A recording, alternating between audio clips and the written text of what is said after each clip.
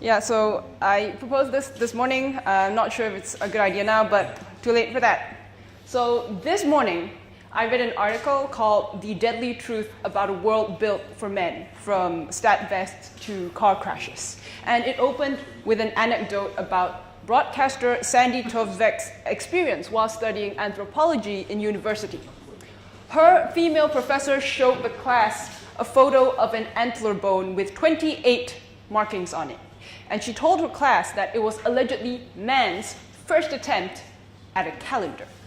And while her students were admiring this antler bone, she continued, "Tell me, what man needs to know when 28 days have passed?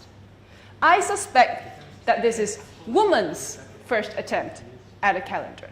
Now, this article goes on to talk about how the world was designed from a man's perspective.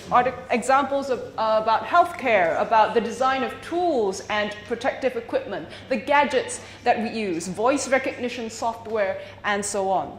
There are physiological differences between men and women. And many of the things that we use in our daily lives are just a little too big for women, a little too heavy, just a little too male. In our industry, the tech industry, the predominant perspective is unfortunately young, white, and male.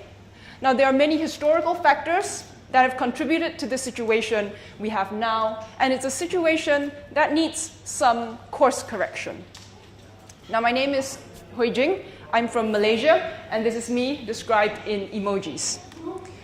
I'm a developer advocate with Maxmo, and I'm currently based out of Singapore.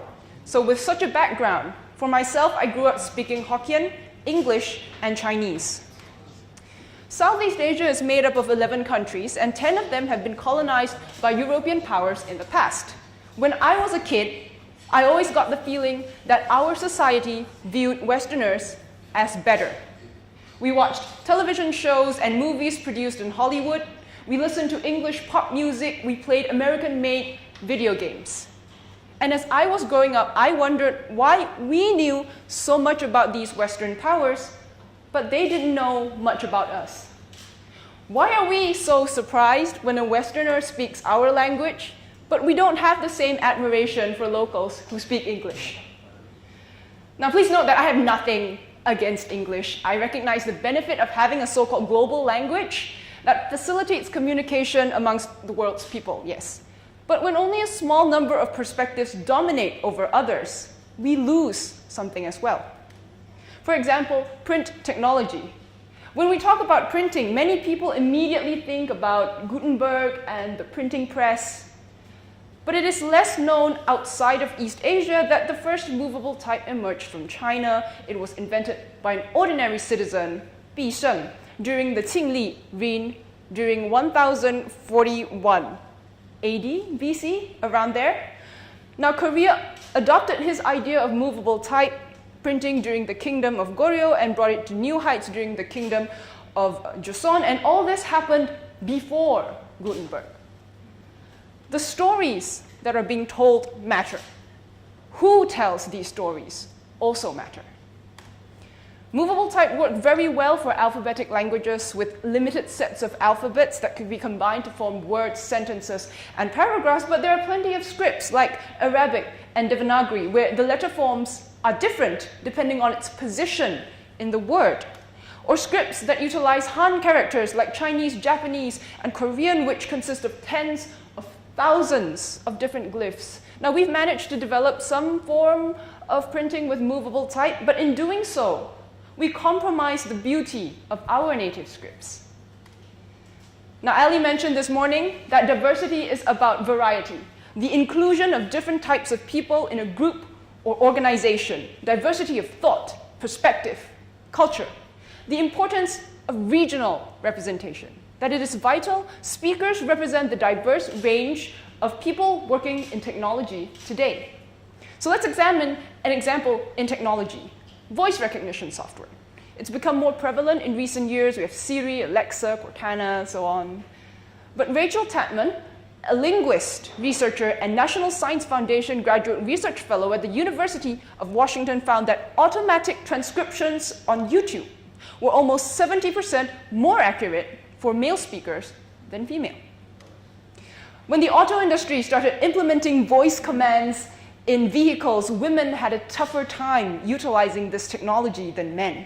And training of such software requires large data sets, and developers who build them either record their own voices or the voices of other linguistic researchers. And sometimes these data sets don't include diverse speakers.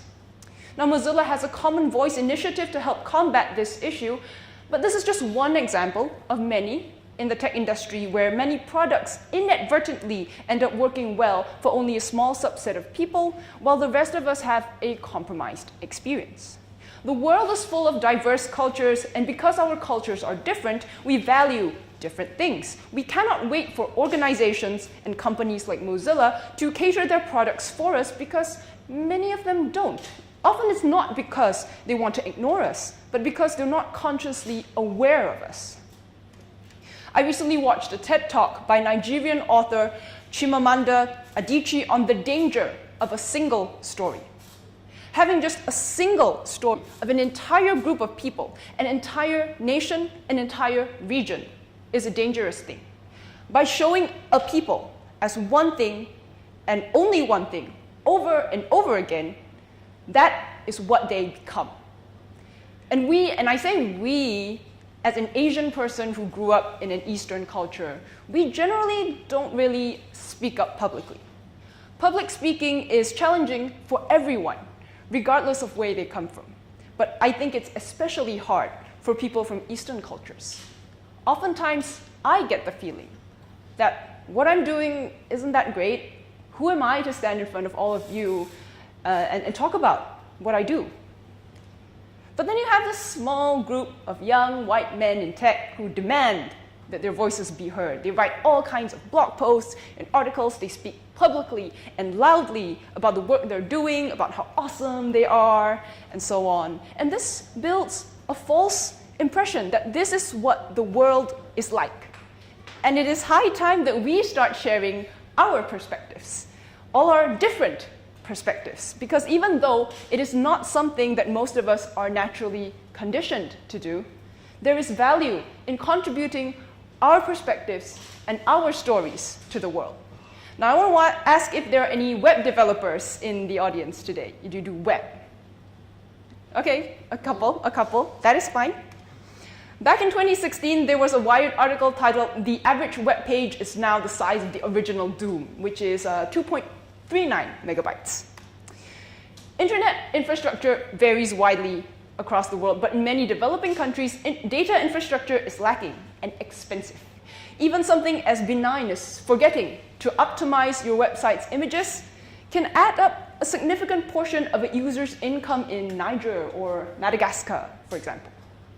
That's why it's important for developers from those regions, and every region around the world for that matter, to make their voices heard and bring in a greater awareness of the situations and context that we operate in. Now, Jared mentioned just now how important it was for conferences to have minimum standards for diversity and inclusion, and that is a step in the right direction in terms of conference organization. But there's also much work to be done from the side of speakers and content creators in general. This is not something that will change overnight, but we have to start somewhere. Start by contributing to open source projects and pointing out if a particular feature or design decision is missing something. Start by writing about your work, your opinions, and your stories to show the rest of the world a different way of working and thinking. And even if it feels scary, to start speaking about what you're working on or the things that you're interested in. Because it matters to have people on stage who look like us and to inspire anyone who looks like you or identifies with you that they too have something valuable to say. Thank you.